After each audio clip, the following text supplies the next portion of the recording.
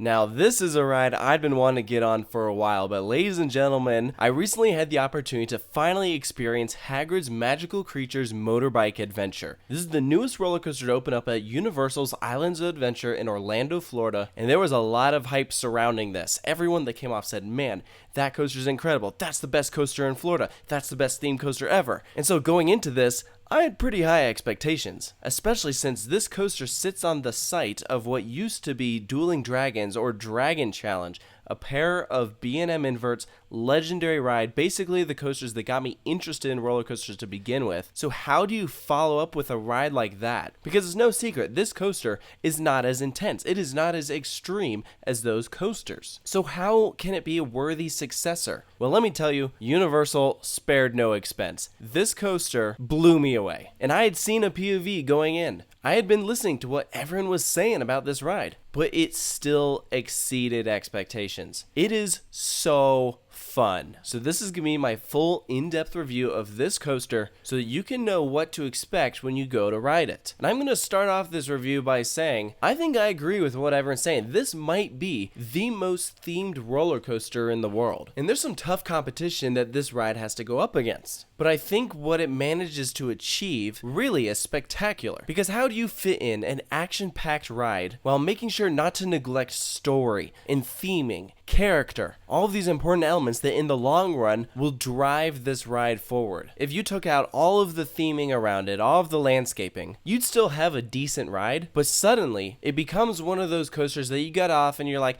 oh, that was fun, and you might do it again, but it's not really going to be anything that stands out as memorable. And so, because this ride has all of that going for it, that is why it stands out so much. Plus, it revolves around the much-loved theme of Harry Potter. Specifically, Hagrid, the half-giant, everyone loves him. You always see him with these different magical creatures, and so they said, let's make that into a ride. Specifically, where you're going into the dark forest with Hagrid on his motorbike straight out of the movies, and you're going to encounter various creatures along your journey. And is it weird to say I almost kind of wish we saw a few more magical creatures during this ride? Well, okay, that's not to say that there aren't a lot, because actually there are quite a few different creatures that you will meet during the ride experience. But because the coaster is keeping this constant pace of where you're always moving forward, well, except for when it goes backwards. But the point is, some of these animatronics you don't get to see for that long, which I think has its pros and its cons. The pros is that the more you ride it, the more you will appreciate it, and it gives you something else to look at, because you'll pick up on different things each time.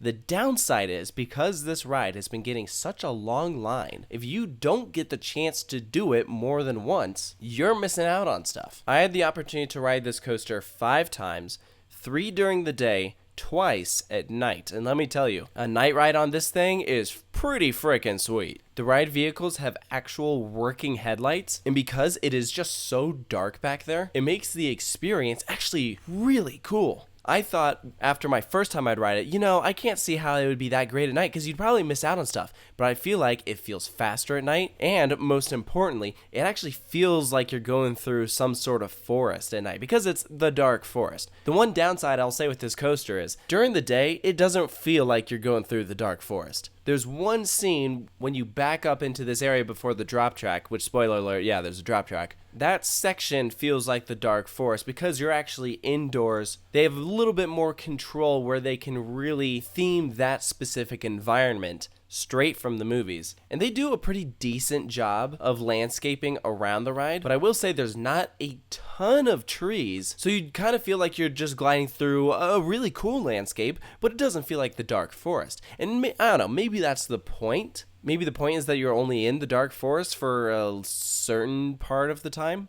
I'm not sure. I got the vibe that you're supposed to be in this forest during the entire experience. But I don't know. Maybe that's not what Universal Creative was going for. But I talked a little bit about pacing. I like how this ride is always moving, and it keeps the story going at all times. They actually have Hagrid's voice that you'll be listening to during the ride experience. And I imagine that if you didn't have Hagrid talking throughout the ride, it wouldn't be as cool. But one downside with the pacing, and actually, I do feel like this is probably the only major downside ride with the coaster is I really felt like in some sections it would have been better if the ride wasn't braking or suddenly accelerating and then stopping, that kind of thing. Because what happens is it'll launch, you'll go through a short roller coaster section, and then you'll immediately come to a stop to look at something, and then it'll take off again. So the actual roller coaster sections are not that long, even though the actual ride experience as a whole is very long. But like, let's take that last launch section for example. That last launch is great. You really feel the speed. You go through 2 twists and then you hit the brakes, and that's the end of the ride. I feel like the ride would really have benefited if some of those sections were just a bit longer. And actually, that might be a space issue because of what they had to work with. I wouldn't be surprised if they physically couldn't fit anything else in. Although to that I say, check out Terran at Phantasialand, because they say, nah, we can fit everything in. And that's not to say that they did a bad job with the different roller coaster sections, because I actually like all of them. It feels like each launch gets progressively faster, and that works with the story because suddenly the stakes are getting raised, so therefore it makes sense that maybe you're going a bit faster because now suddenly you're trying to escape from something. So I actually think that really works. So if you're looking for a specific ride, like let's say something along the lines of an RMC or one of those crazy Intamin multi-launch coasters that isn't this ride, where all it is as soon as you take off, it's nonstop elements from start to finish. That's not this coaster. This coaster takes its time. It has its moments where it's gonna pause to further the story. So for that reason, if you aren't a big fan of that, this might not be your favorite coaster ever. You might like something more like Hulk, or the next coaster Islands Adventure is getting. That might be a bit more your speed. But this coaster I really feel is a perfect example of a story-driven ride. Because we always talk about certain coasters that's like, yeah, they have great theming in the queue, but as soon as you actually get on the ride, all that's just kind of goes away, and then you have a normal roller coaster. The theming never stops. And that's what is so great about this coaster. You go through all sorts of different environments. You go into an area that's like Hagrid's hut. You see an animatronic in there. At one point, you go by Fluffy. You have the backward section where you see the car. There's mist everywhere and Cornish pixies. And then when you're actually in the dark forest, there's a whole lot of theming to look at. That's probably the most themed section of the ride, I would say. And here's a hint. That section of the ride is actually a lot better at night. And I thought that was interesting. You'd think that because it's indoors, it wouldn't matter. It'd be the same no matter what time of day it is. But no, that indoor section of the coaster is significantly better at night because you can see a lot more. You can really take in all of the different moving parts and everything that they have going on there. Unfortunately, I do wish the drop track were a little better. It's not that big. I've had the advantage of doing multiple drop tracks, including Wonder Mountain's Guardian, Verbolten, and 13, and I would say all of those have a better drop track than Hagrid's Magical Creatures Motorbike Adventure. But you can't win at everything. This coaster certainly does a lot of other stuff way better, but I still like that they include the drop track. I can imagine if you didn't know that was there, you'd flip out. In fact, at one point I rode with someone who didn't know about the drop track or the backward section, and they flipped out. And that was really entertaining to see because it's so hidden in the furthest back section of the ride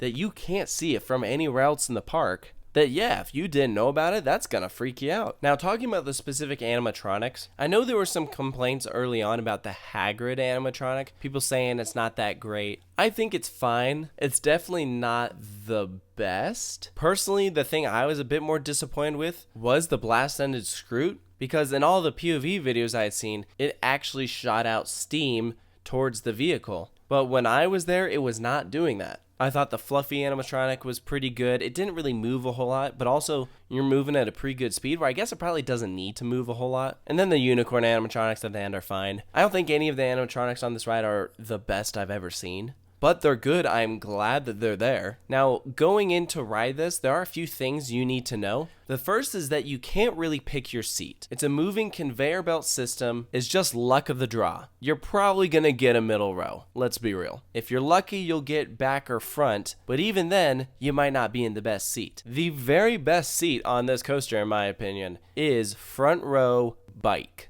Because then you can put your hands on the handlebars, you don't see the other vehicles behind you, and it feels like it's just you, and you're driving this thing along the roller coaster track, and that is such a cool feeling. I got to ride in that seat once, and that was by far my favorite ride on it. Although, the rest of the rides I had on it were mostly in the middle, several sidecar, one or two other bike rides. Here's another thing to note. There is a single rider line on this coaster, and you will save quite a bit of time if you wait in that, but you're pretty much guaranteed to get sidecar every single time. So if you want to ride on the bike, I would say don't wait in that line. But I think overall, just to kind of wrap things up, this really is a spectacular coaster. It fits so well in the Wizarding World of Harry Potter, and that's something that Dragon Challenge just never quite fit in that area. I do miss those coasters. What I really wish is that those weren't built in that specific spot. I wish they were located somewhere else in the park so that we could have that and this. But that being said, I do think this is a worthy successor to Dragon Challenge, mostly because it is so different. I think Universal really knocked it out of the park with this ride. Any complaints or anything I had to say about it in this review really are being nitpicky. Generally speaking, it really is a fabulous coaster. So for its final score, of course, I'm going to give it a 10 out of 10.